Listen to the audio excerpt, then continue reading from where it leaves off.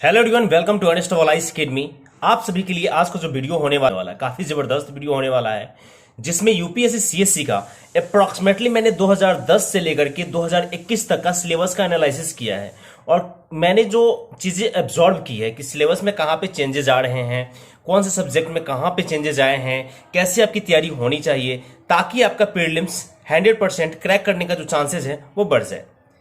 Everyone, बहुत सारे ऐसे लर्नर्स हैं जो ये चाहते हैं कि सिर्फ और सिर्फ मेरा प्रीलिम्स पहले क्रैक हो जाए, मेंस तो मैं अपने आप ही निकाल लूंगा। तो आज मैं बात करने वाला हूं प्रीलिम्स के स्ट्रेटजी के ऊपर और ये वीडियो डेडिकेटेड है उन लर्नर्स के लिए, उन स्टूडेंटों के लिए जिनको लगता है कि यूपीएससी का प्रीलिम्स कैसे निकाला जा सकता है और निकालने का वे क्या होना चाहिए, कितनी पढ़ाई करनी चाहिए, कौन कौन से टॉपिक पे ज्यादा ध्यान देना चाहिए, यूपीएससी जो सिलेबस रिलीज की है वो सिलेबस में आखिरकार है क्या, जिसको आपको देखेंगे आपको समझ में आएगा कि किस तरह से आपकी तैयारी होनी चाहिए। इन तमाम चीजों के ऊपर बात करेंगे आज की वीडियो में। अगर आप इस चैनल पे नए हैं तो इस चैनल को सब्सक्राइब कर लीजिएगा और बेल आइकन को प्रेस कर दीजिएगा। साथ ही दोस्तों, मैं वीडियो के लास्ट में एक बहुत ही बड़ा ब्रेकिंग न्यूज देने वाला हूं आप सभी के लिए, तो इस वीडियो को पूरा फुल वॉच कीजिएगा एंड इस वीडियो को देखने के बाद ही अपने डिसीजन पे जाइएगा। आधा वीडियो देखने के बाद आप अपने डिसीजन पे मत जाइएगा, क्योंकि आपका डिसीजन गलत हो सकता है।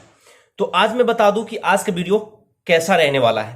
पहली बात कि मैं आप सभी के साथ सिलेबस डील करने वाला हूं सिलेबस, और मैं बताने वाला हूं कि यूपीएससी जो अपना नोटिफिकेशन जारी करती है वहां पे एक ऐसा पेज होता है जिसपे वो सिलेबस के बारे में बताती है कि प्रीलिम्स में ये सिलेबस होगा, मेंस में ये सिलेबस होगा, और आपने इसके ऊपर वीडियो भी देखा होगा। लेकिन मैं दावे के साथ कह सकता हूं कि 2010 से लेकर के 2021 के बीच में क्या चेंजेस आए हैं, किन सब्जेक्टों को इंक्लूड किया गया है, किन सब्जेक्टों को हटाया गया है, इसके बारे में किसी ने भी नहीं बताया होगा। तो इन तमाम चीजों के ऊपर हम बात करने वाले हैं। और साथ ही आप कमेंट बॉक्स में कमेंट करके अगर कुछ भी पूछना हो तो आप पूछ सकते हैं। ओके एवरीवन, तो अब ज्यादा समय न गंवाते हुए चलते हैं और देखते हैं कि 2010 से लेकर के 2021 के बीच में सिलेबस में क्या क्या चेंजेस आए हैं, या जो यूपीएससी सिलेबस डालती है उस सिलेबस के अकॉर्डिंग अगर आप स्टडी करेंगे तो क्या आपका यूपीएससी का प्रीलिम्स निकल सकता है या नहीं, इसके ऊपर बात करेंगे। क्या आपको अपना स्ट्रेटजी स्वयं बनाना पड़ेगा या जो यूपीएससी का जो सिलेबस दिया गया है उसके अकॉर्डिंग बनाना पड़ेगा, इन तमाम चीजों के ऊपर आज हम बात करने वाले हैं। तो चलिए वेबसाइट के ऊपर चलते हैं और सारे सिलेबस को एक बार देखते हैं, गो थ्रू होते हैं एंड देन फिर कंक्लूजन पे चलेंगे कि क्या आपको करना चाहिए, क्या बेस्ट होने वाला है, क्या आप करेंगे कि आपका जो प्रीलिम्स है वो 100% क्रैक हो ही हो, इसके ऊपर बात करेंगे। तो बिना समय गंवाए हुए शुरू कर। एवरीवन, जैसा कि मैंने आप सभी को बताया था कि 2010 से लेकर के 2021 तक का मैंने नोटिफिकेशन एनालिसिस किया है। मैं आपको बता दूं कि 2010 का मुझे नोटिफिकेशन कुछ इस तरह से नहीं मिला कि मैं उसे स्क्रीन पे दिखा पाऊं, क्योंकि वो अलग तरीके से उसमें रिप्रेजेंट किया गया था। लेकिन 2011 से लेकर के 2021 के जो नोटिफिकेशन है वो तमाम नोटिफिकेशन मुझे मिल गया है और आप भी देख सकते हैं। जैसा कि मैं आपको बता दूँ कि यूपीएससी सीएससी जिस साल एग्ज़ाम लेती है उसी साल वो नोटिफिकेशन भी निकालती है और नोटिफिकेशन में वो लिख देती है कि वो कहाँ से सवाल पूछने वाली है। जैसा कि मैं आपको बता दूं कि यहाँ पे प्रीलिम्स एग्जामिनेशन का जो सिलेबस है उसके बारे में यहाँ पे बता दिया गया है। देन उसी तरह से मेंस के बारे में बताया गया है और इसमें यह भी कहा गया है कि पेपर 1 और पेपर 2 में मैं क्वेश्चन कहाँ से पूछने वाला हूँ, उन तमाम चीज़ों को बता देती है। लेकिन अब क्वेश्चन ये उठता है कि यूपीएससी जब इतना लिखती है, जब सब कुछ बता ही देती है, फिर भी प्रीलिम्स क्रैक क्यों नहीं होता है, आखिरकार कहाँ पे प्रॉब्लम है, इन तमाम चीज़ों के ऊपर हम आज बात करने वाले हैं। तो सबसे पहले आपको मैं बता दूं कि 2011 का जो नोटिफिकेशन था उसमें कौन कौन से ऐसे टॉपिक थे जो बात किया गया था। तो यहाँ पे देखिए current event and international importance के बारे में दिया गया है। थोड़ा मैं जूम आउट कर दे रहा हूँ, यहाँ से आप देखिएगा। फिर उसके बाद 2 नंबर पर कह रहा है कि history of India and Indian national movement के बारे में बात कर रहा है, ये भी आपको समझ में आ गया। 3rd नंबर पॉइंट कह रहा है कि इंडियन और वर्ल्ड ज्योग्राफी होनी चाहिए, जिसमें फिजिकल ज्योग्राफी होनी चाहिए, सोशल ज्योग्राफी होनी चाहिए, इकोनॉमिक ज्योग्राफी भी होनी चाहिए, और जो वर्ल्ड से जो कनेक्टेड ज्योग्राफी है इनके बारे में बात कर रहा है।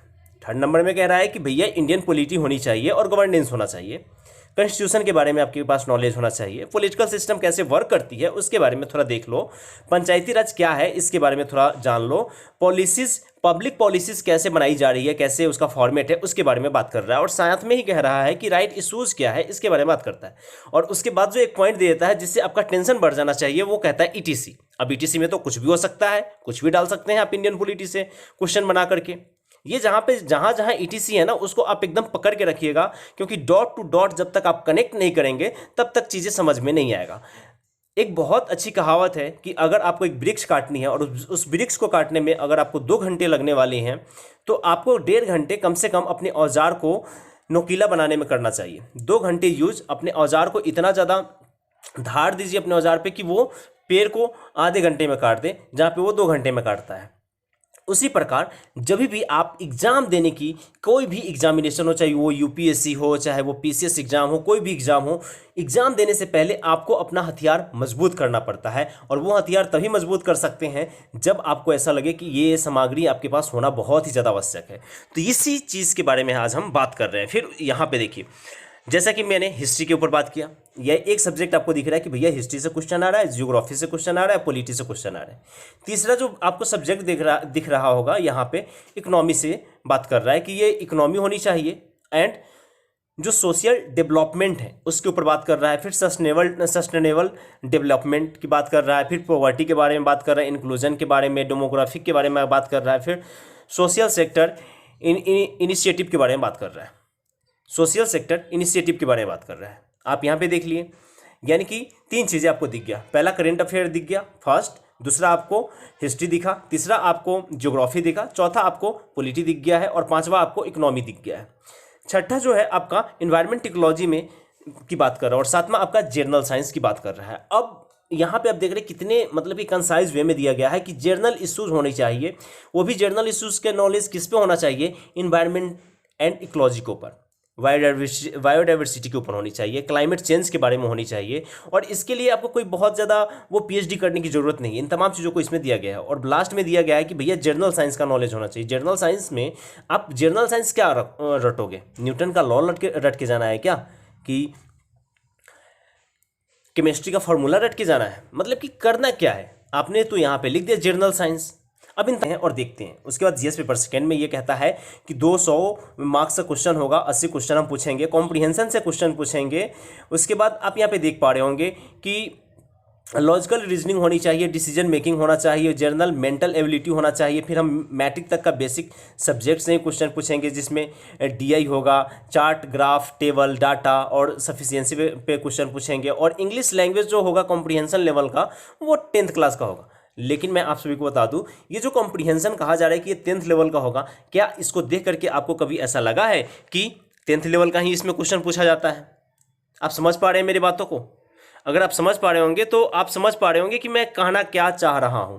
ओके एवरीवन, आप यहाँ पे देखिए, देखा कि पेपर 1 और पेपर 2 सी सेट और आपका जो जीएस पेपर होता है, इसके ऊपर हमने बात कर दिया।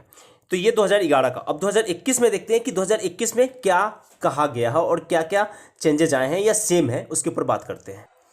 तो एवरीवन, ये है 2021 का जो नोटिफिकेशन आया था, उसका सिलेबस। अब आप कहेंगे कि मैं कैसे मान लूँ ये 2021 का है, तो मैं आपको दिखा देता हूँ। एवरीवन, ये 2021 का नोटिफिकेशन है जो रिसेंट में ही आया हुआ था। शायद आप लोगों ने अभी तक फॉर्म भरा है कि नहीं भरा। अगर आप लोगों ने फॉर्म नहीं फिल किया तो फॉर्म कैसे भरना है स्टेप बाय स्टेप, उसका भी वीडियो ऑनेस्ट वाला स्क्रीन में मिल जाएगा, तो उससे आप वहाँ से भी आप देख करके भर सकते हैं। तो ये 2021 का नोटिफिकेशन है। अब इसमें बात करते हैं कि क्या बात ये कही गई है सिलेबस की रिगार्डिंग। यहाँ पे देखिए, यहाँ पे लिखा गया है section 3 syllabus for the examination. और यहाँ पे देखिए प्रीलिम्स एग्जामिनेशन का सिलेबस के बारे में बात किया गया है। कहा गया है कि 2 पेपर हम लेते हैं, पेपर 1 और paper second, paper first and paper second. Paper first जो 200 नंबर का होता है, 100 क्वेश्चन आते हैं, प्रत्येक क्वेश्चन 2-2 नंबर के होते हैं, आपको पता है। और नेगेटिव होने पे 1/3 आपका मार्क्स कट जाता है। सेम बातें ये कही गई है कि जीएस पेपर सेकेंड यानी कि जो आपका सी सेट है, उसके बारे में भी कही गई है कि 80 क्वेश्चन हम पूछेंगे एंड देन उसके ऊपर बात की गई है। अब इसमें देखिए, जो मैंने 2011 का सिलेबस बताया, 2021 का जो सिलेबस बता रहा हूं, इसमें कहीं भी आपको कोई भी अंतर नहीं दिखेगा। जी हाँ दोस्तों, 2011 से लेकर के 2021 तक के जो सिलेबस है, उसमें किसी तरह का कोई चेंजेस नहीं है, किसी तरह का कोई बदलाव नहीं है। फिर भी प्रीलिम्स एग्जाम क्रैक क्यों नहीं होता है, अब इसके ऊपर हम बात करते हैं। चाहे वो सीसेट का हो, चाहे वो जीएस पेपर 1 का हो, यानी कि आप सीसेट की बात करें, पेपर 1 हो चाहे पेपर सेकेंड हो, इन तमाम चीज़ों को होने के बावजूद भी प्रीलिम्स क्यों नहीं निकल पाते हैं, अब इसके बारे में बात करते हैं। इसमें जो सिलेबस दिया गया है वो काफ़ी कंसाइज वे में दिया गया है, काफ़ी शॉर्ट में दिया गया है, लेकिन इस सिलेबस के माध्यम से आपको ये पता चल गया है कि करेंट अफेयर से क्वेश्चन आना है, हिस्ट्री से क्वेश्चन आना है, पॉलिटी से क्वेश्चन आना है, ज्योग्राफी से क्वेश्चन आना है, इन्वायरमेंट टेक्नोलॉजी से क्वेश्चन आना है और साइंस एंड टेक्नोलॉजी से क्वेश्चन आना है। इन तमाम चीज़ों को आपको पता चल गया है, लेकिन अब बात यहाँ ये है कि कौन से टॉपिक को आप पढ़ोगे तो आपका रिजल्ट आ सकता है, क्या नहीं पढ़ोगे, क्या पढ़ना है, आपको क्या पढ़ना चाहिए, क्या नहीं पढ़ना चाहिए, अब ये जानना काफ़ी ज़्यादा इंपॉर्टेंट है। तो माय डियर फ्रेंड्स, इस चीज़ को जानने के लिए आपके पास जो हथियार होना चाहिए वो होना चाहिए प्रीवियस ईयर का क्वेश्चन पेपर। जी हाँ, प्रीवियस ईयर का क्वेश्चन पेपर आपके पास होना काफ़ी ज़्यादा इंपॉर्टेंट है, और ख़ास करके इस टाइम में, क्योंकि आपका प्रीलिम्स के लिए बहुत कम समय बचा हुआ है। अगर आप प्रीवियस ईयर क्वेश्चन देखेंगे तो आपको समझ में आना शुरू हो जाएगा कि करेंट अफेयर से कैसे क्वेश्चन डिराइव किया गया है, हिस्ट्री से कैसे क्वेश्चन डिराइव किया गया है, क्योंकि यहाँ पे काफ़ी शॉर्ट वे में दिया गया है कि ये चीज़ें आप पढ़ लोगे, हाँ ठीक है, लेकिन इन सब चीज़ों में ना एक दुनिया समाहित है, पूरा इतिहास भरा हुआ है, पूरा जियोग्राफी भरा हुआ है, इन्वायरमेंट टेक्नोलॉजी का अपना एक दुनिया है, साइंस एंड टेक का अपना एक दुनिया है। लेकिन इन दुनिया को देखने के लिए, इसको पकड़ने के लिए, इसके नज़रिया को बनाने के लिए आपके पास जो हथियार होना चाहिए वो ये होना चाहिए कि प्रीवियस ईयर का क्वेश्चन पेपर कम से कम 2 से 3 बार आपके नज़रों के सामने से गुजरना चाहिए। आप प्रीवियस ईयर क्वेश्चन लगाइए जितना ज़्यादा हो सके, चाहे वो यूपीएससी सीएससी प्रीलिम्स का हो, चाहे सीडीएस का हो, यानी कि जो भी यूपीएससी एग्जाम लेती है, जीएस पेपर लेती है, उन तमाम क्वेश्चनों को आप एक बार देख लीजिए। आपका प्रीलिम्स कोई नहीं रोक पाएगा अगर आप इन तमाम चीज़ों को कर लेते हैं तो। और अब मैं बात करता हूं कि इस सब चीज़ों को करना कैसे है। तो अनस्टेबल आईएएस एकेडमी पे बहुत ही शानदार कोर्सेज लॉन्च हुआ है, एक तांडव नाम से, और दूसरा बैच लॉन्च हुआ है आपका भौकाल नाम से। जो भी इसमें एजुकेटर पढ़ा रहे हैं, जैसे कि सौरभ सर हो गए, आपको इंडियन इकोनॉमी पढ़ाएंगे, नीलेश सर हो गए, वो आपको हिस्ट्री पढ़ाएंगे, मैं खुद आपको polity, environment technology, science and tech इसमें डील करने वाला हूं। और जो भौकाल बैच है उसमें सी सेट का स्पेशल बैच चल रहा है जो अभिषेक सर ले रहे हैं। अगर आप इस कोर्स को फॉलो कर लेते हैं तो आपका प्रीवियस ईयर भी इसमें क्लियर हो जाना है, एंड आपको समझ में भी आएगा कि कहाँ से क्वेश्चन पूछा गया है, क्या आप पढ़ोगे तो आपका एग्जाम क्रैक हो जाएगा यूपीएससी का प्रीलिम्स। उम्मीद करता हूं कि ये वीडियो आपको अच्छी लगी होगी। अगर ये वीडियो आपको अच्छा लगा हुआ हो, आपको लगता हो कि इस वीडियो से आपको कुछ लाभ मिला है, तो लाइक करना तो बनता है my dear friends. Like target है इस वीडियो का सिर्फ और सिर्फ 500। जी हाँ दोस्तों, मुझे बिलीव है कि आप 500 इसका लाइव टारगेट पूरा कर दोगे, और इस वीडियो को आप ज़रूर शेयर कीजिएगा, चैनल को ज़रूर सब्सक्राइब कर लीजिएगा, और जो तांडव और जो भौकाल बैच है उससे भी आप जा करके वॉचआउट जरूर कीजिएगा, क्योंकि वो प्रीलिम्स स्पेशल बैच होने वाला है। तो ये था सिलेबस। अगर आप कुछ रिकमेंड करना चाहते हैं तो कमेंट बॉक्स में कमेंट करके जरूर रिकमेंड कीजिएगा। Thank you so much. जय हिंद।